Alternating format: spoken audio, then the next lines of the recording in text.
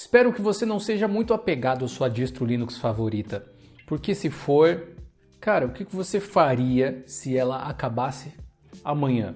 Tudo bem, eu sei que acabar soa meio catastrófico demais, mas a história do mundo Linux está repleta de sistemas que eram muito famosos e que tinham muitos fãs e mesmo assim deixaram de existir quase da noite para o dia. Sem falar de tantos outros que mudaram de forma tão drástica que você nem reconheceria mais. Quem lembra do Ubuntu da era Unity ou do CentOS de antigamente é que o diga. Se você também é um refém de uma interface gráfica ou de alguma mágica que é só a sua distro Linux favorita faz, hoje eu vou te mostrar como você pode construir um setup imortal. Assim, se o seu sabor favorito de Linux começar a ter um gosto ruim, você não vai ter problemas em migrar para a próxima melhor opção. E o que é imortal? Senão o que não morre no final, como diria Sandy Júnior. Um setup imortal é focado em fluxos e softwares que você pode replicar em poucos minutos, que não depende de uma empresa específica, de um ecossistema ou da boa vontade de um grupo de desenvolvedores. A boa notícia é que não é algo tão difícil assim de fazer. A má notícia é que envolve mudar a sua forma de pensar e alguns truques técnicos que nem todo mundo conhece. E por falar em pensar a longo prazo na sua estrutura de trabalho, o primeiro passo para um setup indestrutível começa na sua saúde física, que é onde entra a GNUDesk, nosso apoiador. Você pode ter uma mesa que se adapta ao seu fluxo, assim como o sistema que a gente vai construir agora. O link está aqui na descrição para você conferir e a gente fala mais a respeito dela depois, porque agora o importante é que você entenda que a sua forma de pensar influencia diretamente em como você constrói o seu setup. E é por esse motivo que existem duas regras essencialmente que você deveria seguir caso o seu objetivo seja criar um setup imortal. Número 1, não faça customizações profundas no seu sistema. Use ele tão próximo quanto for possível do ambiente padrão que a distro oferece. E número 2, não se apegue demais às coisas muito exclusivas de certas interfaces ou distros, porque é exatamente esse tipo de coisa que vai dificultar a migração de um sistema para o outro. O seu cérebro de usuário Linux que gosta de customizar as coisas e de usar a distro que conquistou seu coração, provavelmente está lutando contra essas duas regras, não é? Eu sei porque o meu cérebro também fez e, francamente, ainda faz isso. Customizar as coisas é um dos elementos mais fundamentais e diferentes do Linux em comparação ao Windows e ao macOS. Eu não estou dizendo para você abrir mão disso, eu mesmo não consigo. Mas concorda comigo que quanto mais você customiza alguma coisa, mais difícil é replicar isso em algum outro sistema se você for migrar? Em 2017 eu vivi um período de transição bem curioso. Eu migrei do Ubuntu para o Pop! OS. As duas distros usavam GNOME, a base ali é a mesma, mas elas customizavam o ambiente de uma forma bem diferente. Um dos elementos mais incríveis do Pop! OS é o esquema de auto-tiling, que você pode ligar e desligar. Ele é tão bom que isso me fez ficar usando o sistema até esse ano, literalmente. Eu me apeguei tanto a essa mágica que a interface do Pop! OS faz, que usar qualquer outro sistema que eu não tivesse isso, parecia que algo estava faltando, sabe? Era dolorido. É um exemplo clássico da segunda regra que eu mencionei. Você pode se apegar a algo que é bom, é até natural que isso aconteça, sem dúvida alguma, mas se você precisar mudar de ambiente, esse apego sempre vai ter um preço. Se de alguma forma você conseguir não customizar demais e não se apegar muito aos elementos exclusivos, como foi o meu caso com o Pop! OS, a migração para outros sistemas vai ser muito mais fácil. Existem 3 pilares básicos para criar um Linux imortal, mas existem pelo menos 5 outros alicerces avançados que vão dar superpoderes para esse setup. Vamos começar pelos básicos, que são as coisas que qualquer um pode fazer, mas fica por aqui se você achar os básicos simples demais, porque eles só vão te levar até uns 80% do caminho. Os avançados que vêm depois podem até parecer só detalhes, mas eles fazem muita diferença.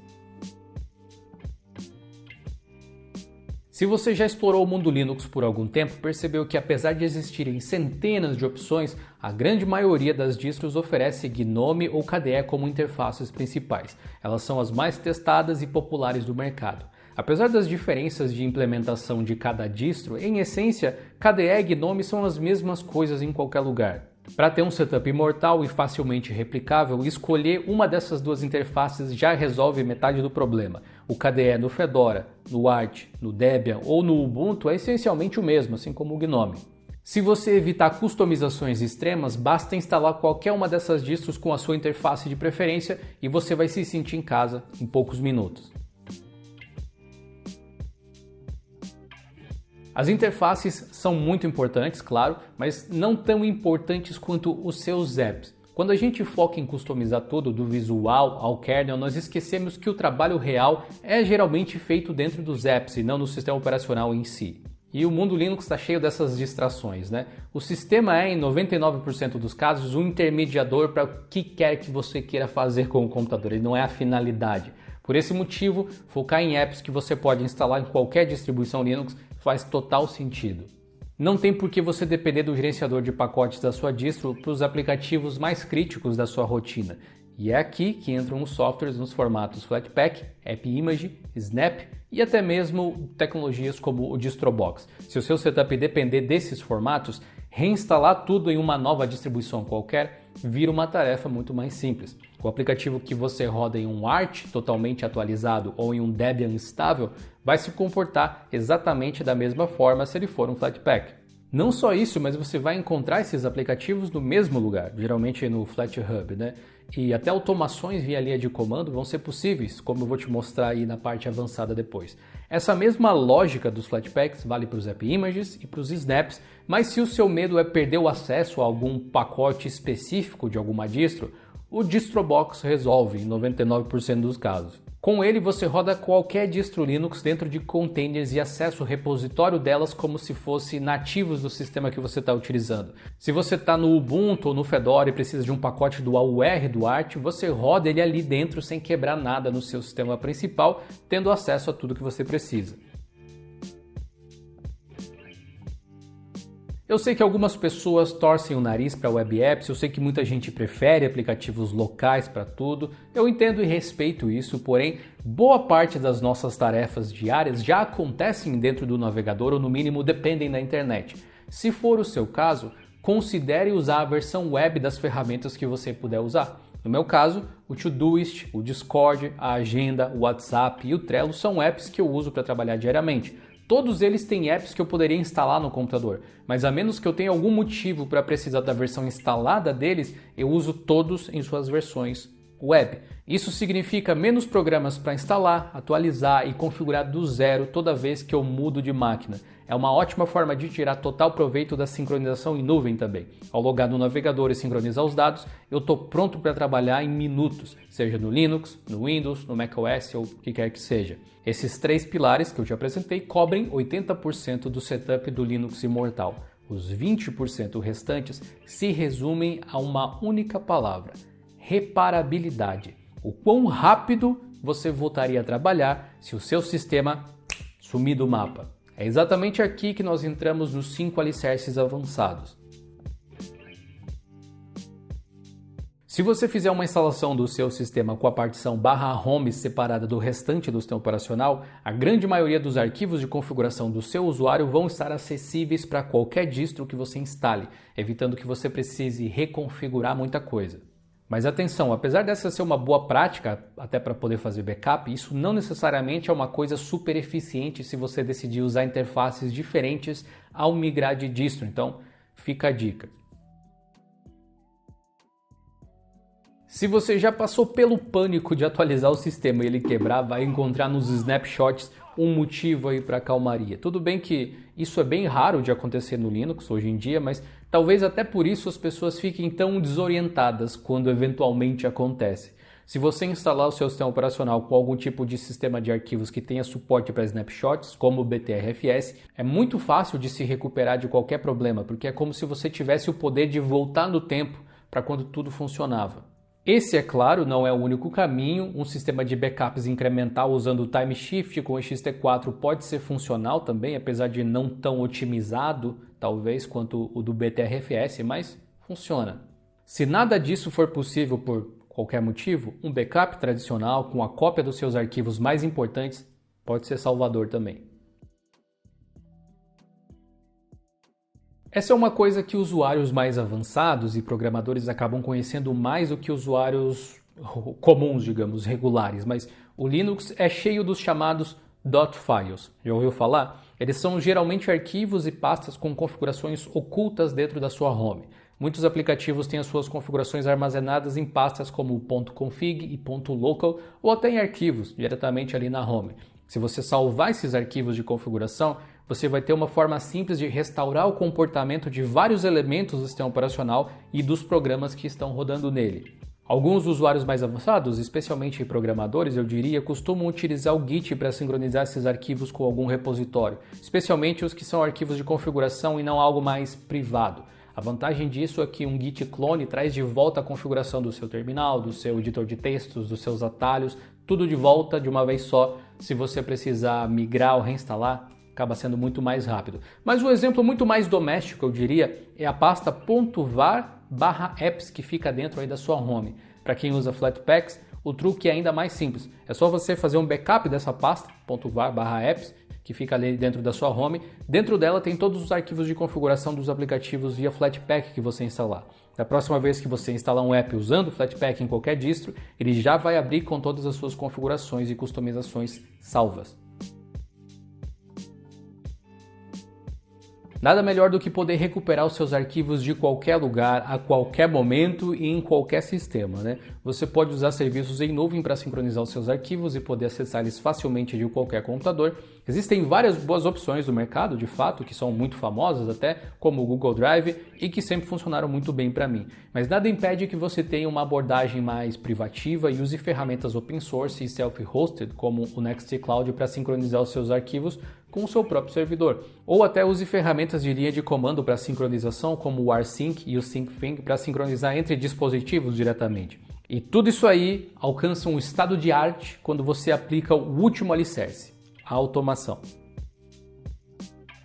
No Linux, Shell Script é o caminho definitivo. Com um único comando no terminal, você consegue instruir o computador a baixar os seus apps universais, restaurar os seus .files e configurar o sistema de novo de forma idêntica ao anterior.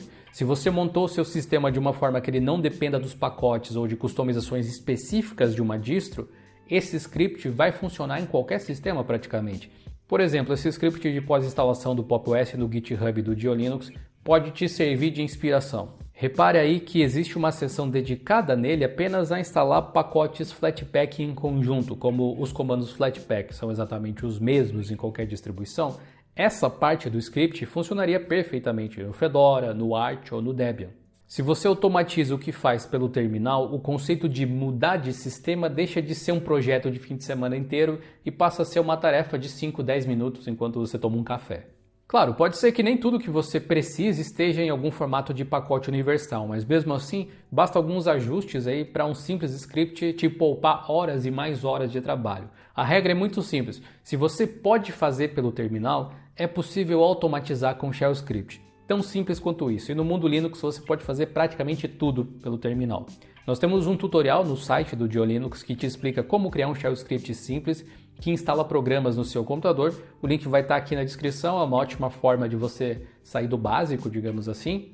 Além disso, para quem quer acelerar o aprendizado, nós temos um conteúdo premium exclusivo para membros que te ensina a criar Shell Scripts de automação de pós-instalação de distros Linux, caso você tenha interesse.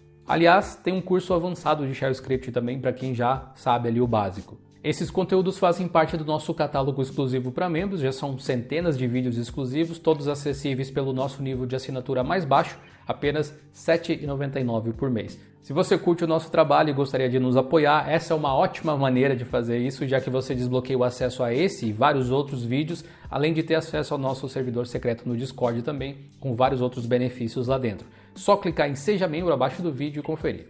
No fim das contas, o setup mortal não é sobre a distro mais estável ou sobre como fazer o seu sistema favorito durar para sempre, mas sobre você ser um usuário mais preparado e flexível. E se flexibilidade de software salva o seu fluxo de trabalho de imprevistos, a flexibilidade do seu hardware é que salva a sua produtividade diária e a sua saúde. É por isso que eu uso e recomendo a GNUDesk, nosso apoiador. Passar horas programando ou gerenciando seus sistemas em uma posição ali estática destrói a sua postura no longo prazo. A GNUDesk resolve isso trazendo o conceito de dinamismo para o mundo físico. Com o sistema de regulagem elétrica de altura, você altera a dinâmica do seu dia de trabalho, alterando entre ficar sentado e em pé com um toque ali no painel de controle que a mesa tem. Ela entrega exatamente o que nós conversamos hoje, engenharia inteligente feita para durar e se adaptar a qualquer cenário. Se você quer investir no pilar mais importante do seu setup, que é você mesmo, acesse o primeiro link na descrição e conheça os modelos da GNU-Desk. Você pode testar as mesas por 30 dias para provar em primeira mão a qualidade dos produtos e para facilitar ainda mais as coisas, você pode usar o cupom DIOLINUX para ter 5% de desconto. Curiosamente, existem distros Linux que estão tentando juntar todos esses conceitos que eu expliquei hoje em um lugar só. É tudo tão diferente e ao mesmo tempo bem encaixado que é até meio esquisito pensar que o futuro das distros Linux pode ser exatamente assim, como a gente comentou nesse vídeo aqui na tela. Se você ficou curioso, clica aí para descobrir como funciona e a gente se vê por lá. Falou!